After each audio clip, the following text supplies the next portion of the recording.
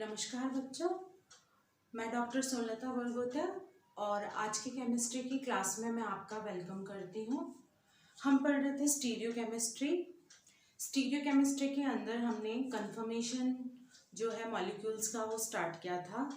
Conformational isomerism में हमने ethane के कन्फर्मर्स के बारे में डिस्कशन किया था और हमने ब्यूटेन के कन्फर्मेशन के बारे में डिस्कस किया था। हमने ये सीखा था कि क्या कंडीशंस होती हैं, ज़रूरी होती हैं कन्फर्मर्स बनाने के लिए। उनको रोटेशनल आइसोमर्स भी कहा जाता है और रोटामर्स भी कहा जाता है। आगे हमने इथेन के वेरियस कन्फर्मर्स बनाए थे, रोटेशनल आइसोमर्स बनाए थे।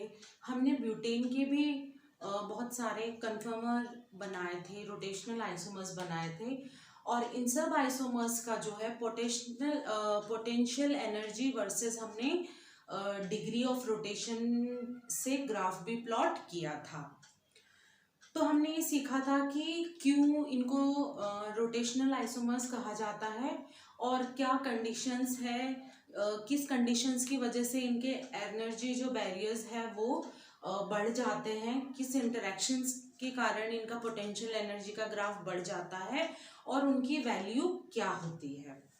आज की क्लास में बच्चों हम स्टार्ट करेंगे साइक्लोहेक्सेन के कन्फर्मर्स बनाना।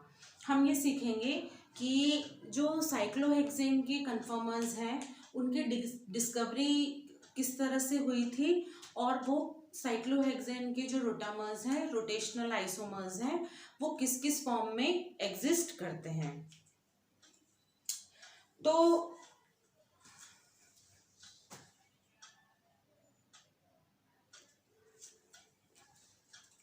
तो मैं यहाँ पे सबसे पहले लिखती हूँ, हम बना रहे हैं कन्फॉर्मेशनल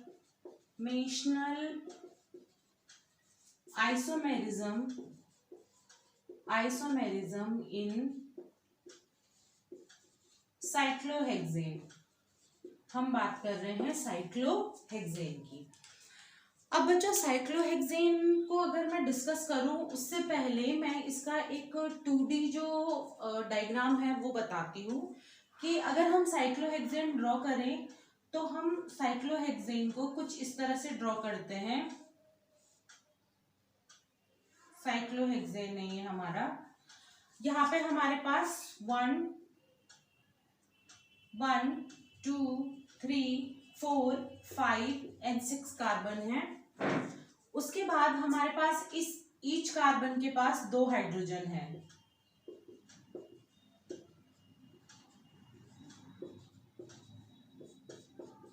हमारे पास हर कार्बन के पास हमारे पास 2 हाइड्रोजन है। कुल मिला के हमारे पास हो गए 12 हाइड्रोजन। क्योंकि यहाँ पे कोई डबल बॉन्ड या ट्रिपल बॉन्ड नहीं होता, हम एक हेक्सेन की बात कर रहे हैं, तो हमारे पास हर कार्बन के हिसाब से हैं 12 हाइड्रोजन। हर कार्बन पे हम 2 हाइड्रोजन की बात करेंगे। तो ये है हमारा 2D जो है डायग्राम ऑफ साइक्लोहेक्सेन। अब एक अगर हम इसके आइसोमर्स की बात करें तो सबसे पहले हिस्ट्री ये बताती है कि मोहर ने 1918 में जो है इसके 2 आइसोमर्स को आइडेंटिफाई किया। सबसे पहला पॉइंट है कि मोहर ने 1918 में जो है 2 आइसोमर्स के बारे में साइक्लोहेक्सेन के 2 आइसोमर्स आइडेंटिफाई किए। 2 आइसोमर्स आइडेंटिफाई किए। जो 2 आइसोमर्स थे उनके बीच की जो एनर्जी थी वो थी 5 से 6 किलो कैलोरी पर मोल। मतलब ये इतनी कम एनर्जी होती है, मतलब एट रूम टेम्परेचर पे, ये रूम टेम्परेचर की बात हम कर रहे हैं, रूम टेम्परेचर पे, कि ये रेडिली रूम टेम्परेचर पे इतनी एनर्जी अवेलेबल होती है। तो जो 2 आइसोमर्स थे वो आपस में इंटरकन्वर्टेबल थे, यानी इतनी एनर्जी उनमें सफिशिएंट थी कि वो आसानी से एक दूसरे में इंटरकन्वर्ट हो सके, उनको कोई एक्स्ट्रा एनर्जी देने की कोई ज़रूरत नहीं है। तो अब मैं उन 2 आइसोमर्स के बारे में बात करती हूँ और उनके बीच में कुछ डिफरेंस भी आपको बताती हूँ। हम बढ़ रहे हैं conformational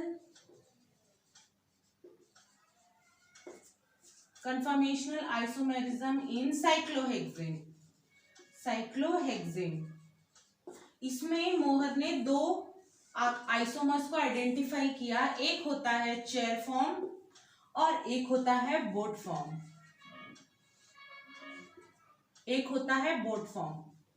उसने जो दो आइसोमर आइडेंटिफाई किए उनमें एक था चेयर फॉर्म और एक था बोट फॉर्म। मतलब एक था कुर्सी की जो संरचना है उसके हिसाब से और एक थी नौका मतलब बोट का फॉर्म।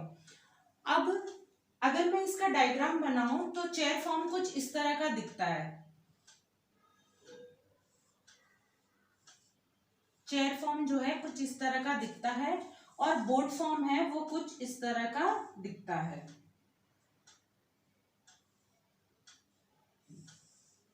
बोट फॉर्म जो है कुछ इस तरह का दिखता है, ठीक है। मतलब दोनों जो स्ट्रक्चर है वो है नॉन प्लेनर, क्योंकि अगर जब मैंने इसका 2D जो डायग्राम है वो ड्रॉ किया था तो मान लो मैं साइक्लोहेक्सेन का एक प्लेन बनाऊं, एक समतलीय वो डायग्राम बनाऊं, तो ये एक ऐसा प्लेन है जहां पे सभी कार्बन को एग्जिस्ट करना चाहिए था। ये जो एक ही प्लेन है जहां पे हमारे 6 कार्बन हैं, तो इन सभी को एक ही प्लेन में एग्जिस्ट करना चाहिए था। लेकिन चेयर फॉर्म में हम देखते हैं कि ये जो पार्ट है ये ऊपर उठ जाता है और ये जो वाला जो पार्ट है ये नीचे उठ जाता है। यानी ये जो 4 कार्बन है सिर्फ ये जो है ये प्लेन में रहते हैं। सिर्फ ये जो 4 कार्बन का जो प्लेन है ये प्लेन बस यही प्लेन में रहते हैं। बाकी जो 3 कार्बन वाला जो एरिया है, 3 कार्बन वाला जो एंगल है ये उठ जाएगा और ये नीचे चला जाएगा। उसी तरह से हम बोट फॉर्म में ले तो ये जो 4 कार्बन वाला एरिया है यही प्लेन में है, बल्कि बोट फॉर्म में जो इधर वाला जो एरिया है ये भी ऊपर की तरफ चला जाता है। तो यानी ये जो दोनों ही जो हमने आइसोमर्स आइडेंटिफाई किए हैं ये नॉन प्लेनर है, इनमें जो कार्बन है वो सेम प्लेन में नहीं है। फर्स्ट चीज तो ये। उसके बाद हम ये देखते हैं, हम इनके कुछ इंपॉर्टेंट कैरेक्टरिस्टिक्स के बारे में डिस्कस करते हैं। मोहर ने आइडेंटिफाई किया कि जो चेयर फॉर्म है ये ज्यादा स्टेबल है। Chair form is more stable. हमने फर्स्ट चीज ये आइडेंटिफाई की मोहर ने कि जो चेयर फॉर्म है वो ज्यादा स्टेबल है बोट फॉर्म से। जो चेयर फॉर्म है वो हमेशा ज्यादा स्टेबल होती है बोट फॉर्म से। उसके बाद में उन्होंने ये आइडेंटिफाई किया क्योंकि नॉन प्लेनर है, हम ये बात कर चुके हैं ये नॉन प्लेनर है और नॉन प्लेनर तो दोनों ही हैं। तो इसका जो कार्बन कार्बन जो बॉन्ड एंगल है वो है 109 डिग्री और 28 मिनट। नॉन प्लेनर है क्योंकि जो कार्बन कार्बन बॉन्ड एंगल है वो है 109 डिग्री और 28 मिनट का। उसके बाद उन्होंने ये डिस्कशन किया कि जो चेयर फॉर्म है वो एंगुलर स्ट्रेन से फ्री होती है, फ्री फ्रॉम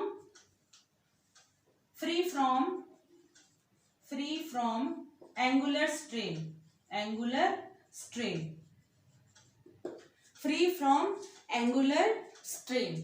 उसके साथ ही हम चेयर फॉर्म में देखते हैं कि it is free from torsional strain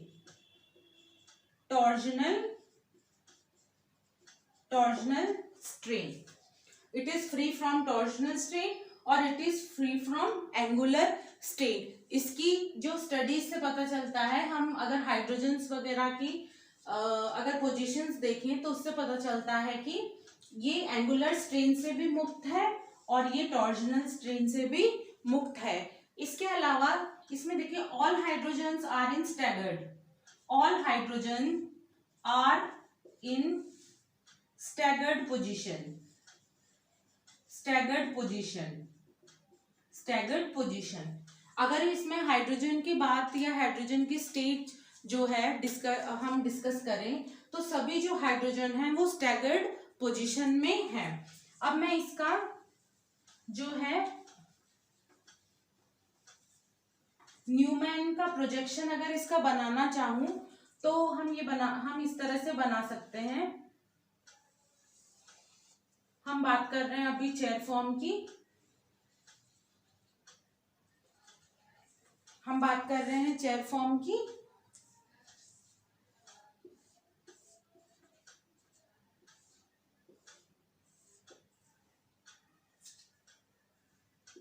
H H H H, उसके बाद हमें सभी हाइड्रोजन्स को जो है स्टैगर्ड पोजीशन में रखना है।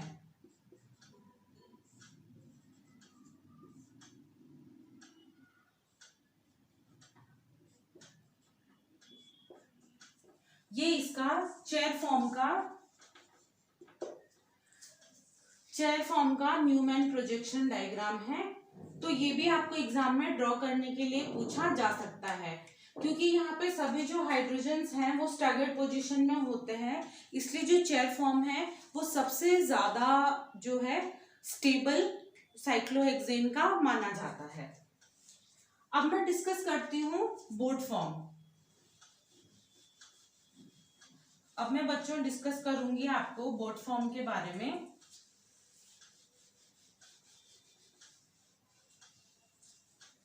अब हम बात करेंगे बोर्ड फॉर्म की। बोर्ड फॉर्म की अगर मैं ड्राइंग डायग्राम बनाऊं तो हमें कुछ इस तरह का दिखता है। 4 जो कार्बन है, अगर मैं इनकी नंबरिंग कर दूं 1 2 3 4 5 6, यानी जो 3 2 3 एंड 5 6 का जो कार्बन का जो प्लेन है वही प्लेन 2D प्लेन की तरह एग्जिस्ट करता है। बाकी C1 एंड C4 जो कार्बन है वो अबव द प्लेन चले जाते हैं। इसके अलावा मैं देखती हूँ कि जो C2 C3 C5 and C6 के जो हाइड्रोजन है वो इक्लिप्स्ड फॉर्म में पाए गए हैं, इसलिए ये जो है स्टेबिलिटी इसकी अपने आप ही कम हो जाती है। तो सबसे पहले जो फर्स्ट पॉइंट हम बोर्ड फॉर्म में देखते हैं वो ये है कि इसमें टॉर्जनल स्ट्रेन एग्जिस्ट करती है। टॉर्जनल स्ट्रेन एग्जिस्ट इसमें टॉर्जनल स्ट्रेन एग्जिस्ट करती है। क्यों एग्जिस्ट करती है? क्योंकि इसके C2 C3 C5 and C6 जो हाइड्रोजन्स हैं वो इक्लिप्स्ड पोजीशन में है। मैं लिखती हूँ C2 C3 C5 and C6 hydrogens are in eclipsed position, ठीक है। इसके अलावा अगर हम यहाँ पे C1 और C4 के हाइड्रोजन की बात करें, C1 के पास 2 हाइड्रोजन है और C4 के पास भी 2 हाइड्रोजन है। अब ये हाइड्रोजन क्या है, C1 और C4 हाइड्रोजन एक दूसरे के इतने पास आ जाते हैं कि इनमें इंटरेक्शन की वजह से रिपल्शन उत्पन्न होता है। इस रिपल्शन को हम कहते हैं फ्लैग पोल हाइड्रोजन्स। इन हाइड्रोजन्स को हम कहते हैं फ्लैग पोल हाइड्रोजन, और इस इंटरेक्शन को उत्पन्न होने के कारण ये होता है फ्लैग पोल इंटरैक्शन,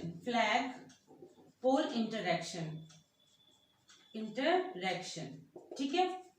फ्लैग पोल इंटरैक्शन एक तरह का वंडरवॉल इंटरैक्शन है। Van der Waals interaction.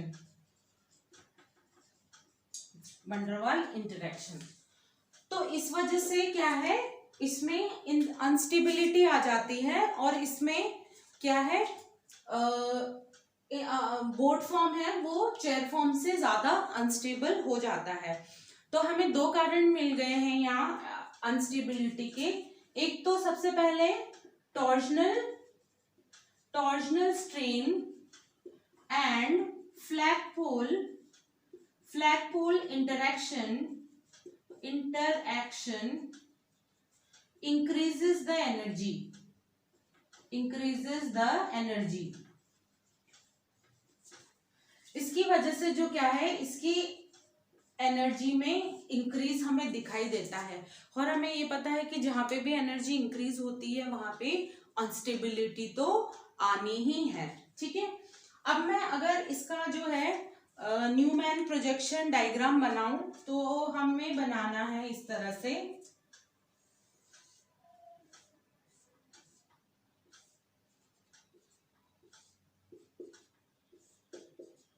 ये हम न्यूमैन प्रोजेक्शन डायग्राम बना रहे हैं इसका.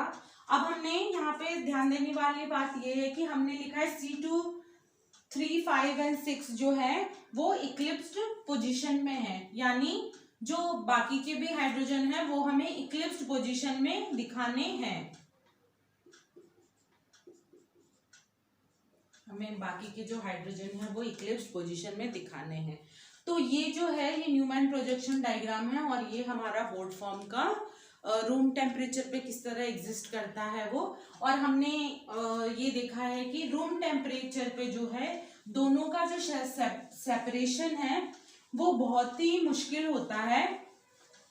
मोहर ने ये देखा कि जो चेयर एंड बोर्ड फॉर्म है वो रूम टेम्परेचर पे रेडिली क्या है, इंटरकन्वर्टेबल है. चेयर फॉर्म है वो रूम टेम्परेचर पे रेडिली इंटरकन्वर्टेबल है. इनको सेपरेट करना बहुत मुश्किल है, क्योंकि इसके लिए जो एनर्जी चाहिए वो 5-6 किलो कैलोरी पर मोल है, जो बहुत ही रेडिली अवेलेबल होती है हमें रूम टेम्परेचर पे. अब हम ये देखते हैं कि एक जो प्रॉपर्टी वो एक और मैं मेंशन करती हूँ कि जो चेयर फॉर्म है वो थोड़ा सा क्या है, रिजिड फॉर्म है. रिजिड फॉर्म है, ये रिजिड है, और ये थोड़ा है क्या है, फ्लेक्सिबल है. फ्लेक्सिबल है. तो हमने एक प्रॉपर्टी तो ये पढ़ी कि रूम टेम्परेचर पे रेडिली जो है इंटरकन्वर्टेबल है, और एक प्रॉपर्टी ये पढ़ी कि चेयर फॉर्म थोड़ा रिजिड फॉर्म है और ये फ्लेक्सिबल फॉर्म है. बोर्ड फॉर्म को फ्लेक्सिबल होने का कारण ये है क्योंकि इसमें दो तरह के स्ट्रेन पाए जाते हैं. एक तो टॉर्जनल स्ट्रेन और एक होता है फ्लैगपोल इंटरैक्शन.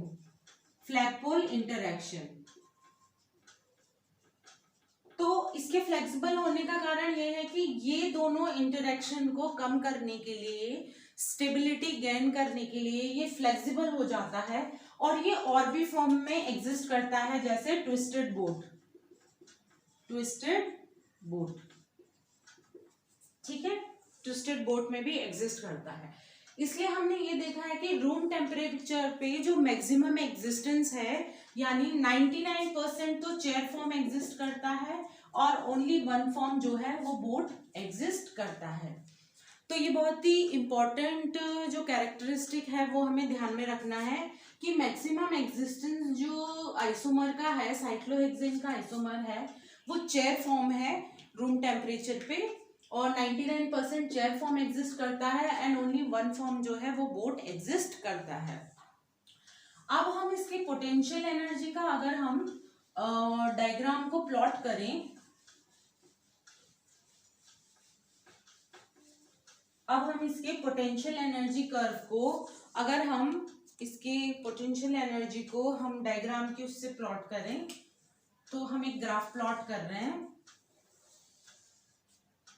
ठीक है, अब सबसे पहले तो यहाँ पे एनर्जी है किलो कैलोरी पर मोल में, और ये डिग्री ऑफ रोटेशन. ठीक है, डिग्री ऑफ रोटेशन. तो अब हम इनको जो है सबसे पहले जो मोस्ट स्टेबल आइसोमर है चेयर फॉर्म का, जो मिनिमम एनर्जी सस्टेन करता है वो है चेयर फॉर्म. चेयर फॉर्म को मैं कुछ इस तरह बना देती हूँ. चेयर फॉर्म मैंने इस तरह ड्रॉ किया है. देखिए, ये मिनिमम एनर्जी यानी 99% जो है चेयर फॉर्म यहाँ पे एग्जिस्ट करता है. नेक्स्ट मैं अगर इसको हायर पोटेंशियल एनर्जी उस पे लेके जाऊं तो यहाँ पे जो है हमें हाफ चेयर फॉर्म मिलता है, यानी हाफ चेयर फॉर्म में हम देख सकते हैं कि हाफ चेयर मतलब यानी इसका आधा पार्ट तो चेयर फॉर्म में रहेगा और आधा पार्ट वापस प्लेनरिटी रिगेन कर लेगा। इसका मतलब ये आधी चेयर बन गई, जो नीचे का जो पार्ट था वो वापस जो है अपनी प्लेनिटी रिगेन कर लिया। तो ये होती है half chair form, half chair form, half chair. उसके बाद हम नेक्स्ट जो है आइसोमर इसका बनाए तो कुछ इस तरह से बनता है। यहाँ पे हमें मिलता है बोर्ड फॉर्म का कुछ।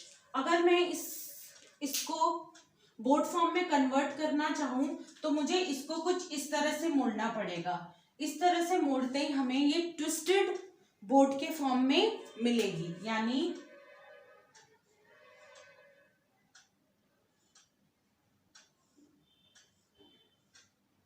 हमें, अगर मैं इसको बोर्ड फॉर्म में कन्वर्ट करना चाहूं तो मुझे ये वाला जो प्लेन है उसको इस तरह से मोड़ना पड़ेगा। तो हमें यहाँ पे ट्विस्टेड बोर्ड मिलेगी, ट्विस्टेड बोर्ड, ट्विस्टेड बोर्ड मिलेगी। इसके बाद अगर मैं नेक्स्ट कंफर्मेशन देखूं तो मुझे एक प्रॉपर बोट प्राप्त होती है। मैं नेक्स्ट कंफर्मेशन बना रही हूं जो है प्रॉपर बोट, बोट। ठीक है बच्चों, मुझे एक बोट मिल रही है। वापस अगर मैं इसको नॉर्मल चेयर फॉर्म में लाना चाहूंगी तो मुझे इसका एक पार्ट फिर नीचे मोड़ना पड़ेगा, तो मुझे फिर वापस एक ट्विस्टेड बोट मिलेगी।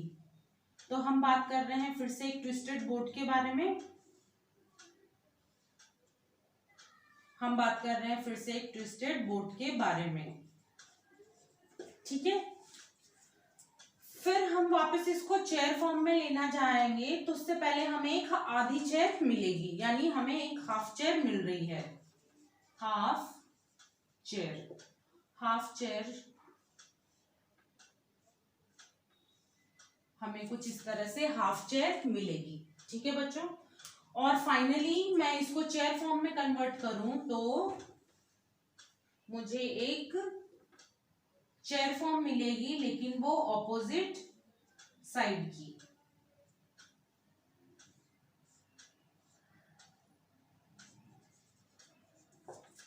लेकिन ये वाली चेयर और ये वाली चेयर के जो कंफर्मेशन होगा वो अलग होगा, ऑपोजिट डायरेक्शन में होगा। अब मैं इनकी पोटेंशियल एनर्जी के बारे में अगर आपको इनकी वैल्यू करूं तो सबसे ज्यादा पोटेंशियल एनर्जी हमें मिलती है हाफ चेयर की, जो होती है 10.8 किलो कैलोरी पर मोल, किलो कैलोरी पर मोल। ट्विस्टेड बोट की जो एनर्जी होती है वो है, ट्विस्टेड बोट की जो एनर्जी होती है वो होती है 5.5 किलो कैलोरी पर मोल। बोट की जो एनर्जी होती है वो होती है 7.7 किलो कैलोरी पर मोल। तो ये हमारा एनर्जी का ग्राफ प्लॉट है कि चेयर कौन से फॉर्म ऑफ साइक्लोहेक्सेन स्टेबल है और इनका जो टॉर्जनल जो बैरियर है वो कितना है, और ये कौन सा फॉर्म इनका मोस्ट स्टेबल है। यानी चेयर जो फॉर्म है लीस्ट एनर्जी के साथ हम दो देख सकते हैं, तो चेयर फॉर्म इसका मोस्ट स्टेबल फॉर्म है। उसके बाद हम इस तरह से इसका प्लॉट देख सकते हैं। एक और जो चीज हम साइक्लोहेक्सेन के साथ डिस्कस करना चाहेंगे वो ये है कि मैं यहाँ पे एक छोटा सा टॉपिक और डिस्कस करती हूँ कि कंफर्मेशन के दौरान हम दो तरह के हाइड्रोजन्स पढ़ते हैं। मान लीजिए हमने साइक्लोहेक्सेन के बारे में बात की है, ठीक है। अब हमने हाइड्रोजन्स के बारे में बात की है। मान लो ये हमारा साइक्लोहेक्सेन है। अब इसके बीच से जो है एक्सिस ऑफ सिमेट्री पास कर रही है, एक्सिस ऑफ सिमेट्री इसके बीच से पास हो रही है। ये एक्सिस ऑफ सिमेट्री यहां से पास हो रही है और यहां से आउट हो रही है। अब यहाँ पे दो तरह के हाइड्रोजन्स आइडेंटिफाई हुए हैं। यानी हमारे पास टोटल 12 हाइड्रोजन्स हैं, 12 हाइड्रोजन्स हैं, जिसके 2 ग्रुप्स आइडेंटिफाई हुए हैं। 6 हाइड्रोजन एक टाइप के हैं और 6 हाइड्रोजन जो है वो एक टाइप के हैं। 2 टाइप के हाइड्रोजन आइडेंटिफाई हुए हैं।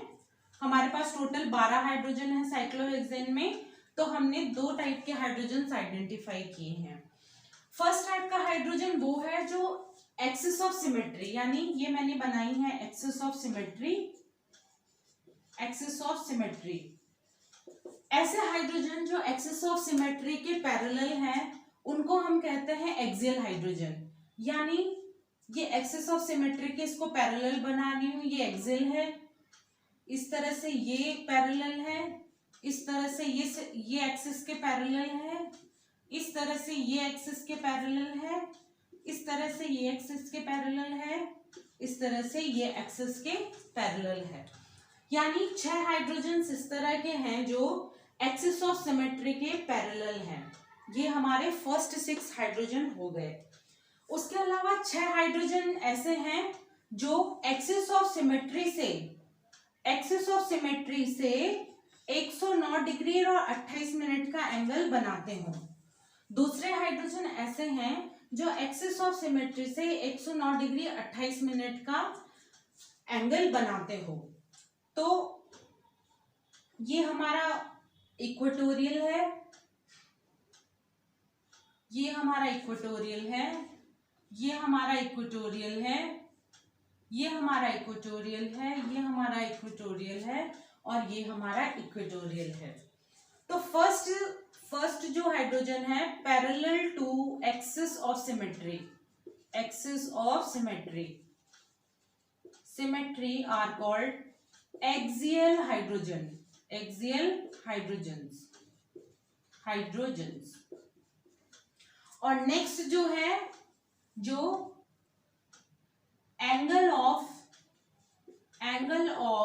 109 degree and 28 minute with axis of symmetry are called equatorial hydrogens. ठीक है, तो हर कार्बन के पास एक हाइड्रोजन एक्सियल रहेगा और एक हाइड्रोजन इक्वेटोरियल रहेगा। तो इसी तरह हर साइक्लोहेक्सेन में 6 एक्सियल हाइड्रोजन रहेंगे और 6 इक्वेटोरियल हाइड्रोजन रहेंगे। ठीक है बच्चों, तो ये भी एक इम्पॉर्टेंट कंसेप्ट है इसमें साइक्लोहेक्सेन में जो आपको पता होना चाहिए। और कभी भी हम जब साइक्लोहेक्सेन को ड्रॉ करें तो हमें ये बात ध्यान रखनी चाहिए कि हम हाइड्रोजन का जो ओरिएंटेशन है, जो उसका 3D जो व्यू है वो किस तरह से स्पेस में ओरिएंट कर रहे हैं। क्या एक्सियल वाले एक्सियल की जगह है और क्या इक्वेटोरियल वाले इक्वेटोरियल की जगह है। तो ये कंसेप्ट हमने पढ़ा था कन्फर्मेशनल आइसोमेरिज्म इन साइक्लोहेक्सेन। अब आने वाली क्लासेस में हम कुछ और स्टीरियोकेमिस्ट्री के बारे में पढ़ेंगे। Thank you.